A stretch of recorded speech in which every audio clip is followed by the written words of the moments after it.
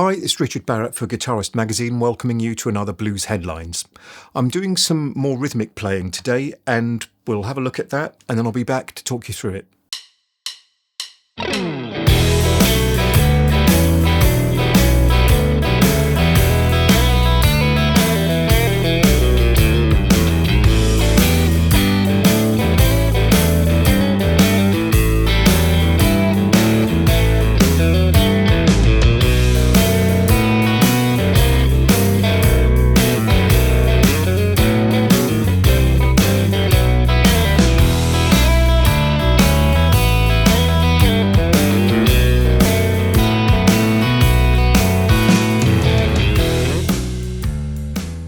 So the player that inspired this more than any other really is Stevie Ray Vaughan, though I'm not pitching this as an SRV type lesson.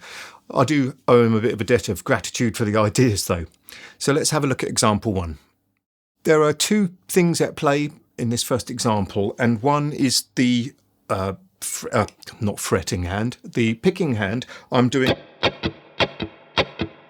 that kind of bouncy shuffle. So with the downstroke, I'm playing the slightly muted chord shapes.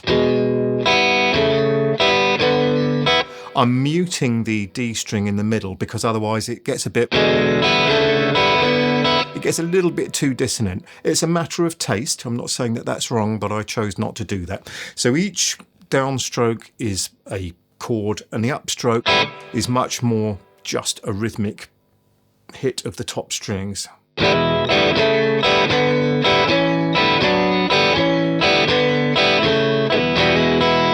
So you can find those with E, A or D chords.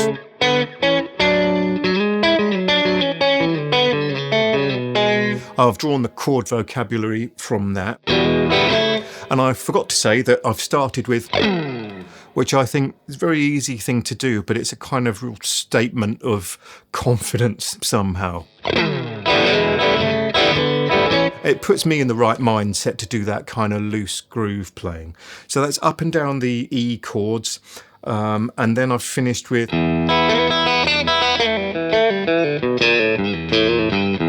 that's the idea, and I've really dug in and gone for that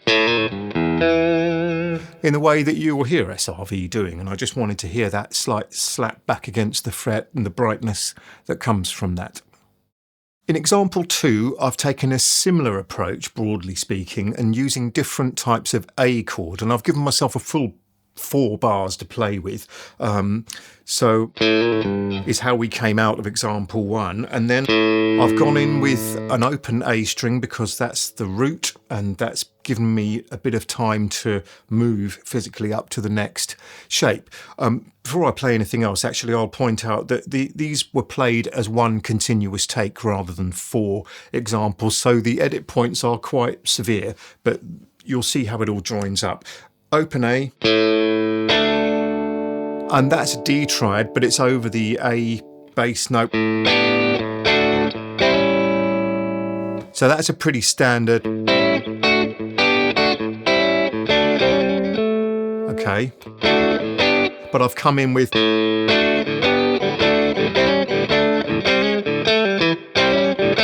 play it right. A little bit of pentatonic linked in there.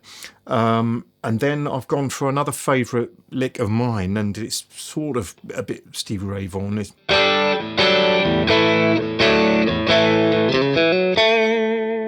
So I've gone for the same kind of idea where the downstroke is giving you the chord and the upstroke is giving you the rhythmic shuffly feel in between.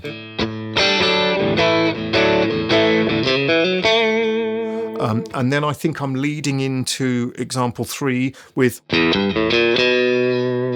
so there's an edit point before I get to the B. Example 3, I'm sticking a little bit more with the standard chord shapes and playing less flowery embellishments.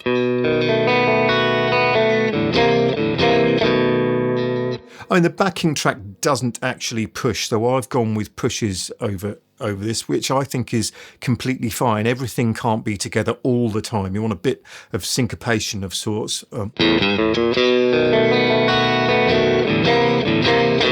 might have gone Still, be aware of that kind of detail is what I'm really getting into here rather than what I specifically played. And then there's another version of B.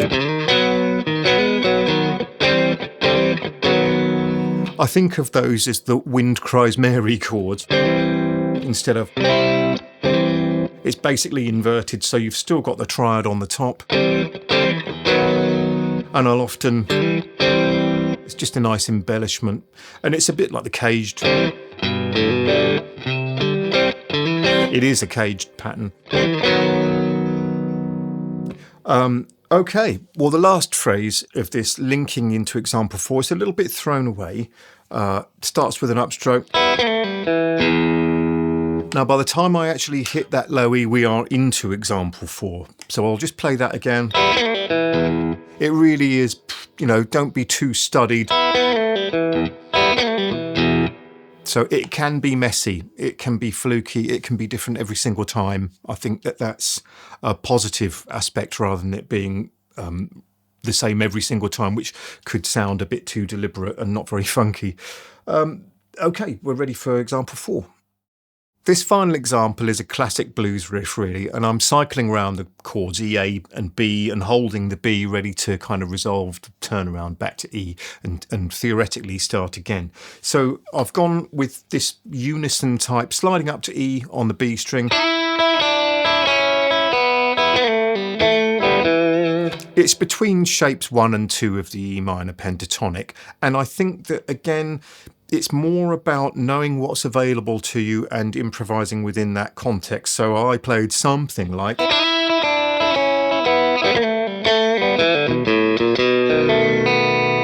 could have played...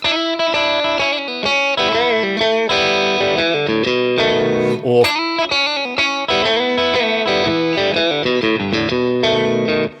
I think it's important to keep a little bit of spontaneity there, as I was saying on the last example.